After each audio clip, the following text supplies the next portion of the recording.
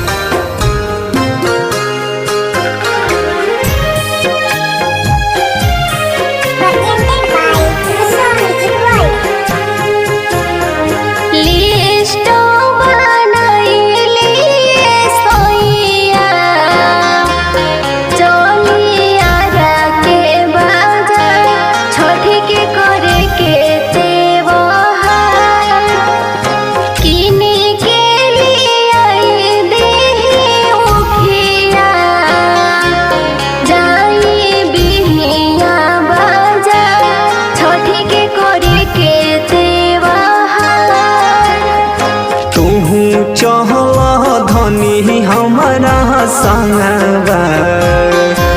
पैसा ले लो 2-3 हजार छठी के करी के ते हो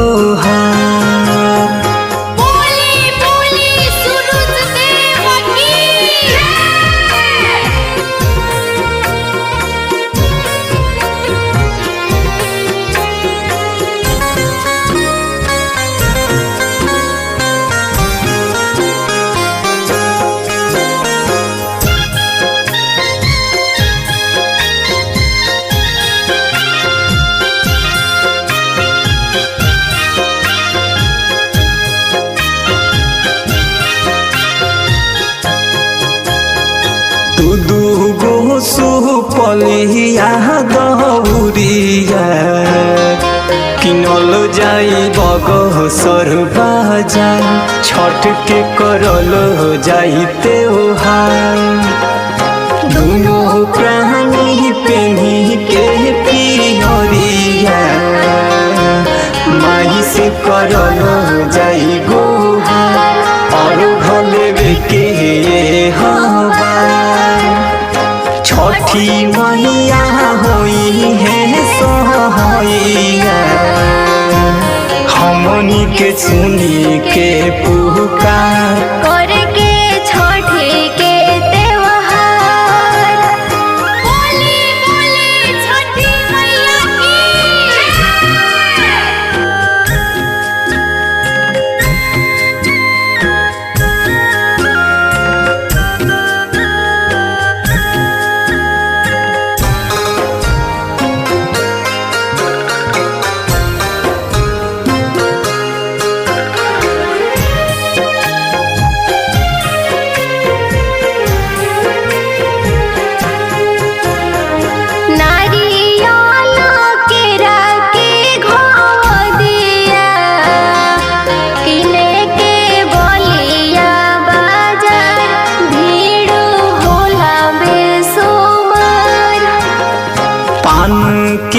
पतैया मरुधिया किने के दमोदर पूर्वाजा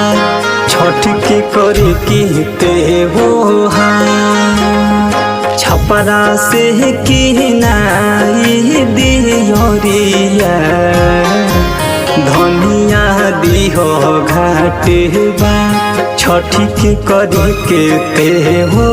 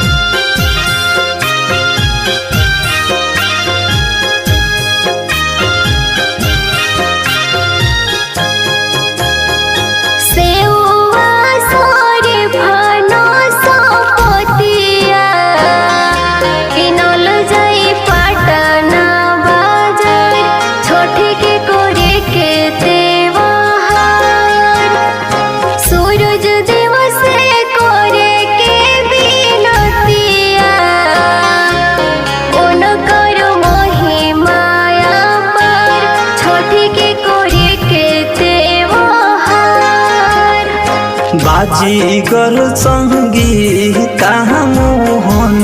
के बाटे कही विचार मिथिलेश कह सुबार बार।